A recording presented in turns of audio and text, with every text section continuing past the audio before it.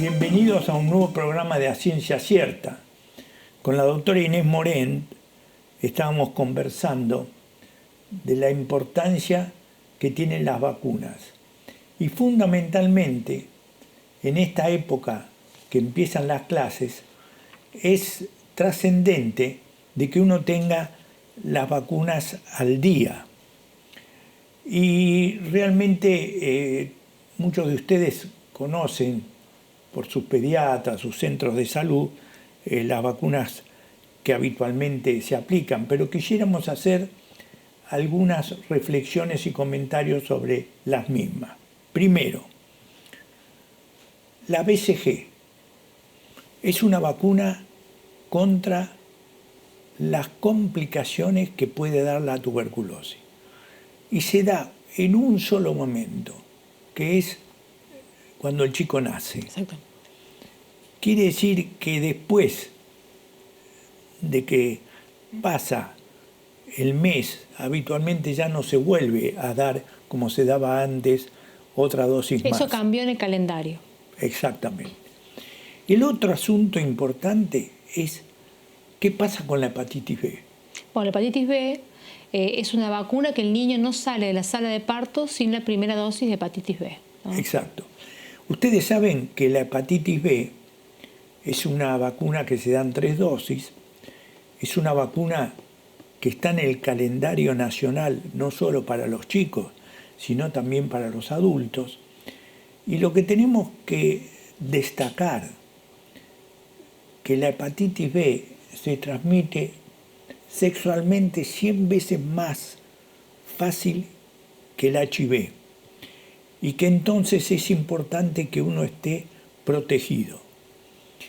La incorporación de la vacuna en el recién nacido hace que el chico esté protegido y después se da la dosis de refuerzo. No sé si te acordás, Inés, que hace unos años estábamos muy preocupados porque en el Hospital Garrahan había una situación que era que chicos que tenían hepatitis A, había que, muchos de ellos, por la infección severa que tenía, había que trasplantarlos. Bueno, hasta el 2003, doctor, fue la primera causa de trasplante hepático en niños, la hepatitis por virus A. Por virus A. Y en el 2005, yo estaba en ese momento con Ginés, y nunca me voy a olvidar que estábamos hablando con él de cómo incorporar la vacuna de hepatitis A en la población. Entonces él me comentaba de que era muy difícil poder llegar a todos los niños. Y entonces ahí fue cuando hicimos una experiencia nacional que después fue mundial, de dar, en vez de 2 dosis, una sola dosis. Cambió el panorama del trasplante hepático infantil, o sea, se dejaron de trasplantar en Argentina en niños por hepatitis A por esa medida que fue vacunar con una dosis para hepatitis A. Fue una medida innovadora y no solamente cambió el presupuesto de salud pública, sino la vida de un montón de niños, ¿no? Exacto. Y lo que tenemos que destacar, que la vacuna de hepatitis A es una vacuna muy interesante para recibirla. Aparte, además de los niños, muchas de las familias, sobre todo cuando uno viaja. Cuando uno viaja a países de Latinoamérica, África, Asia, recibir la vacuna de hepatitis A es realmente una medida muy, muy preventiva. Yo nunca me voy a olvidar, en Chile había muchas infecciones por hepatitis A porque las aguas servidas muchas veces se utilizaban para regar los cultivos. Y entonces, cuando se empezó a dar la vacuna de hepatitis A, se pudo realmente controlar este problema. Así es, una vía de transmisión fecal-oral, digamos, de materia fecal a la contaminación en la boca. Otra vacuna muy importante que se introdujo en nuestro medio es la vacuna antineumocóxica. Así es. ¿te acordás que se empezó con la Prevenar 7? Y después pasamos a la Prevenar 13. Y realmente, me decía Carla Bisotti, que ahora está colaborando con el ministro, que con la introducción de la vacuna antineumocóxica se disminuyó en 38% de las neumonías que los chicos habitualmente tenían y necesitaban ser hospitalizados. Sí, de hecho, la primera causa de internación de los menores de 2 años era la neumonía, que con la vacuna se ha reducido a la mitad prácticamente. Las internaciones ahora generalmente son por el virus sincicial respiratorio y sus complicaciones, ¿no? Sí. El otro tema es, que es muy importante, es la vacuna antimeningocóxica. La meningitis meningocóxica es una infección muy severa. No hay muchos casos por año. Se dice que hay más o menos 300 casos. Pero sinceramente, recibir una vacuna que puede prevenirnos frente a una infección tan severa es fundamental. Y la vacuna antimeningocóxica se aplica, una de ellas desde los 2 meses y otra se aplica después de los 9 meses, y realmente es muy, muy útil. Y ahora, a la vacuna antimeningocóxica cuádruple, se le agregó la posibilidad de la vacuna contra el grupo B, porque tanto en Uruguay como en Argentina, la meningitis meningocóxica por grupo B son muy frecuentes. Aparte es una enfermedad devastadora, realmente la persona no queda de la misma condición que estaba antes, y si hay una vacuna que está disponible, que está en calendario, hay que aplicarla, sin duda. Después vamos al tema del sarampión. Hay algo que nosotros nos habíamos olvidado.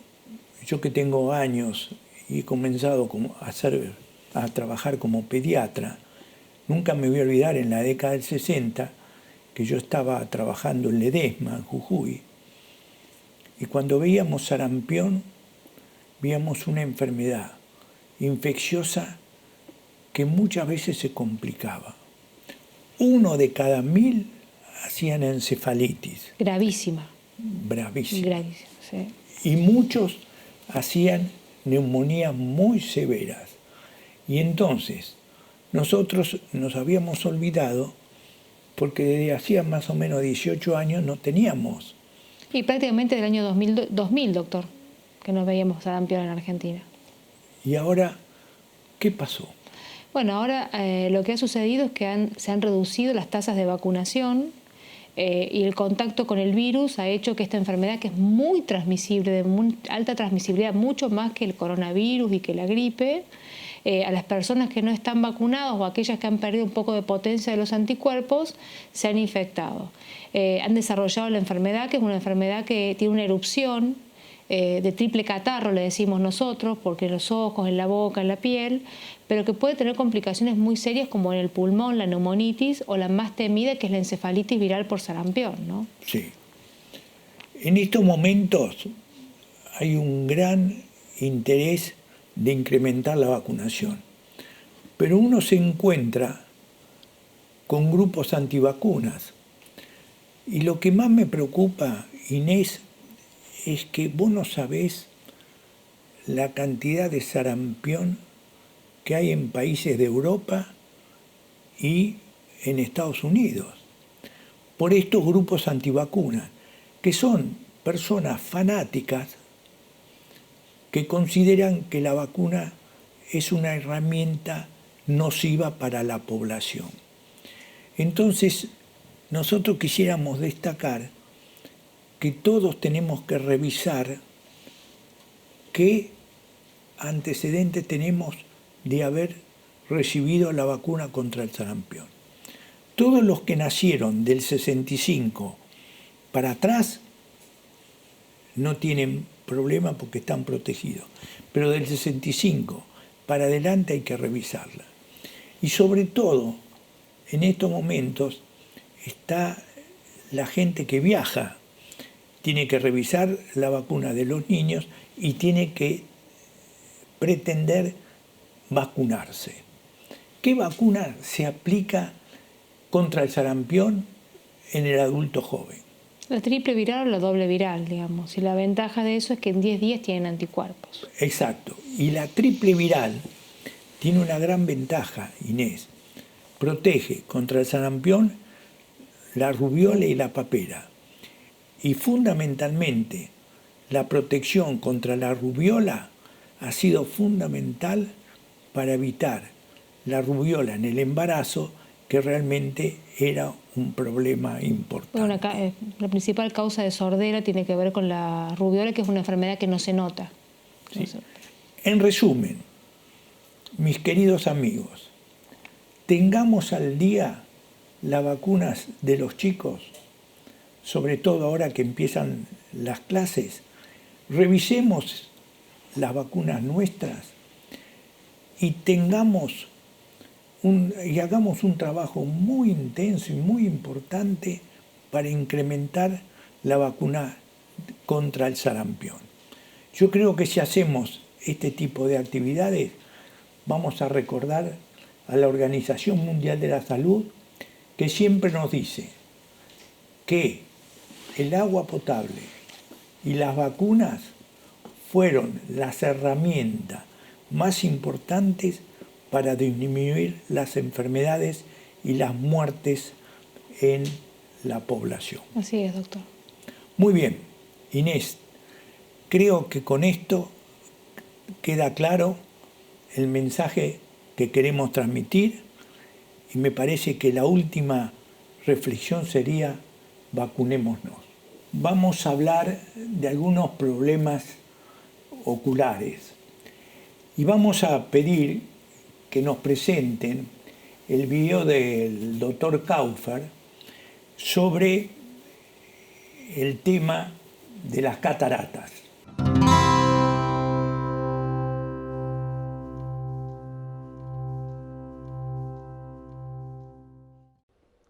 Bueno, la catarata básicamente es la opacificación del cristalino. El cristalino es una lente que nosotros tenemos adentro del globo ocular que hace que cuando se opacifique la imagen no llegue bien a la retina. Eso genera un deterioro gradual de la calidad visual y la causa más común es la edad. Hay también otros factores como pueden ser traumáticos o por algún medicamento, entre otras. Y realmente hoy en día es una de las cirugías que más se realizan en todo el mundo y es una cirugía que hoy, mediante las tecnologías que han avanzado tanto, en 10-15 minutos uno puede eliminar ese cristalino opaco y reemplazarlo por una lente intraocular, devolviéndole la visión al paciente. Son cirugías que actualmente se hacen con anestesia, en la mayoría de los casos se hacen con anestesia con gotas y la recuperación es realmente muy rápida. Los pacientes, la mayoría, ya al día siguiente retornan a sus actividades normales. La mayoría ya puede ir a trabajar al día siguiente y realmente uno no solamente que les mejora la calidad visual, sino que en determinados casos uno puede corregir algún defecto que tenía ese paciente previamente en su anteojo, es decir, si era miope, si tenía algún otro defecto como astigmatismo, hipermetropía. Hoy en día contamos con tecnología que nos permite no solamente mejorarle la calidad visual sacándole la catarata, sino que dándoles mayor confort y eliminando en muchos casos la necesidad del uso permanente del anteojo, ¿no? Así que realmente los avances han sido muy grandes y ha sido un gran placer poder estar dentro de esa onda. Inés, cuando yo lo escuchaba al doctor Kaufer, lo recordaba porque recientemente yo me operé de las cataratas y realmente Kaufer no sé si te acordás, del papá. El padre hoy tiene 83, 82, 83 años. Era un inventor de este tipo de intervenciones. La sensación que yo tuve es que yo no veía bien. Y cuando me hicieron la evaluación, me di cuenta que realmente tenía que operarme. Y me operé. Primero un ojo y a los 2 días el otro ojo. Sinceramente, la sensación que uno tiene después de operarse es como si la luz, los colores y los elementos estuvieran iluminados como nunca antes estaban.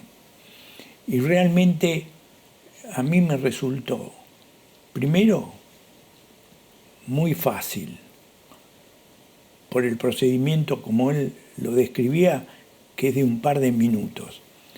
Y segundo, que la recuperación es muy rápida. El único problema que uno tiene es que con los lentes que te colocan, uno puede ver muy bien, pero tiene dificultades para leer. Entonces, para leer, yo tengo acá los lentes, uno usa los lentes que habitualmente se venden en las farmacias, te lo indica un oftalmólogo, te permite realmente ver lo que sin lentes resulta difícil. Bueno, doctor, usted, si bien por su cabeza no, entra dentro del grupo de los adultos mayores, que una de las dificultades más grandes que tienen es la pérdida de la agudeza visual. Cuando el adulto mayor pierde la agudeza visual, se cae más, se fractura más la cadera, se quema más en las actividades de la vida diaria, pierde hábitos de higiene porque no ve, se suele poner ropa que no está limpia porque no la ve. Y la realidad es que la cirugía de catarata se ha convertido ahora en un procedimiento sencillo que, como usted dijo, le cambia la vida a las personas para bien, ¿no? Porque ver bien, poder ver las superficies que uno pisa, poder cocinarse, le genera autonomía al adulto, sin duda. Pero lo que más me impactó fue los colores y la claridad con que vos, después de la operación, notás que recuperás. Realmente es interesantísimo. El doctor Kaufer tiene un centro en Martínez y tiene unas fotografías muy lindas y unos cuadros muy lindos, y me decía él cómo lo veía, y yo le destacaba lo lindo que lo veía después de la operación. Bueno, es algo muy importante, doctor, digamos, recuperar la visión es algo importante. Sí. Así que yo creo que queda claro que uno, después de los 60 años, tiene que controlarse la visión periódicamente, y si es necesario, como tú bien lo dijiste, operarse de las cataratas, que hoy es un procedimiento que lo hace mucha gente y lo hace muy bien. Ahora vamos a ver un video sobre el glaucoma. El doctor Lerner va a hablar, doctor. Sí, va a hablar el doctor Lerner. Lo que a mí me impresionó de la charla de él es que en el mundo hay 70 millones de personas que tienen glaucoma. Y el problema es que un 10% quedan ciegos. Es que es una enfermedad que si uno no la controla, el ojo se empieza a deformar por la presión que tiene y pierde capacidad visual. Se convierte en un discapacitado visual, claro que sí.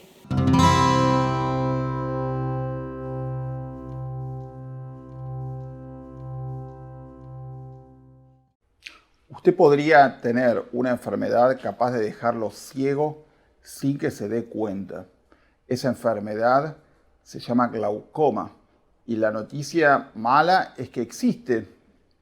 Y la noticia buena es que lo podemos diagnosticar y tratar a tiempo. El glaucoma es la primera causa de ceguera irreversible en el mundo y es una enfermedad asintomática. Ocurre como consecuencia de un aumento de la presión intraocular adentro del ojo que genera un daño en el nervio óptico, que es el nervio de la visión. Al dañarse el nervio de la visión, se daña el campo visual y también se va a terminar dañando la visión central, llevando finalmente a la ceguera si no es tratada a tiempo. Es importante concurrir al médico oftalmólogo, dado que es el único que puede hacer el diagnóstico y el tratamiento de esta enfermedad. Hay 70 millones de personas en el mundo que padecen glaucoma, de los cuales el 10% van a quedar ciegos por esa enfermedad y se calcula que entre un 50 y un 70% de quienes lo padecen no saben que tienen glaucoma. Aquellas personas que tienen mayor riesgo de padecer glaucoma son los individuos que tienen la presión intraocular elevada, las personas que tienen familiares de primer grado con glaucoma, aquellos pacientes miopes o hipermétropes y los que tienen hipo e hipertensión arterial. Esas personas deben controlarse periódicamente con su médico oftalmólogo para descartar o confirmar y en ese caso tratar el glaucoma. No deje de concurrir a su médico oftalmólogo, dado que si padece glaucoma, esto se trata y usted puede vivir una vida normal sin ningún inconveniente. Si por el contrario el diagnóstico se hace en forma tardía o no se trata adecuadamente, puede llevar a una discapacidad visual severa y ceguera. Muchas gracias.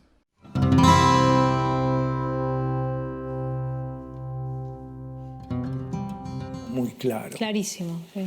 Pero lo que más me impactó es que el 10% de las personas con glaucoma pueden quedar ciegos. Entonces uno tiene que ir al oftalmólogo a ver si tiene o no glaucoma. ¿Cuáles son los factores que hay que evitar que los que tienen glaucoma no usen? Bueno, habitualmente como el glaucoma en el adulto se asocia a enfermedades como la hipertensión arterial, los clínicos tratamos de no usar medicamentos beta bloqueantes, que son algunos que tienen alguna dificultad con el músculo que genera lo que llamamos ángulo agudo o ángulo estrecho por el glaucoma, ¿verdad? Eso habitualmente lo charlamos con el paciente, los oftalmólogos enseñan a los pacientes a qué medicamentos no usar. Y lo más importante creo es que tanto los médicos internistas, los clínicos, los cardiólogos, las personas con factores de riesgo cardiovascular, les pidamos que una vez al año concurran al oftalmólogo para la medición de la presión intraocular, que es una técnica sumamente sencilla e indolora y que realmente se puede tratar con medicamentos, con gotas y evitar que progrese hasta la ceguera.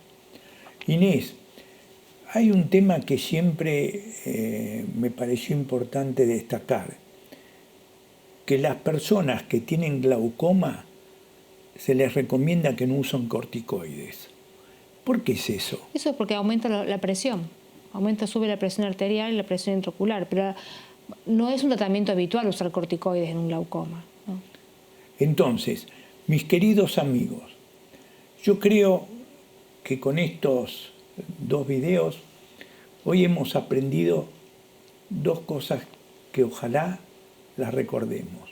Una, que controlémonos, porque si tenemos cataratas, una muy buena cirugía nos va a dar una mejor visión. Y segundo, recordemos lo que el doctor Lerner nos decía. Hay 50-60% de las personas que tienen glaucoma y no se controlan. Y el 10% quedan ciegos. Entonces, mis queridos amigos, el control oftalmológico tiene que ser periódico y cuando tenemos el diagnóstico tenemos que manejarlo adecuadamente. Así es, doctor. Lo más importante son los controles para evitar la pérdida de la visión. Exactamente. Quiere decir entonces que tanto las cataratas como el glaucoma se pueden manejar adecuadamente con una buena orientación oftalmológica. Gracias por habernos acompañado y lo invitamos a un nuevo programa pronto de A Ciencia Cierta. Gracias.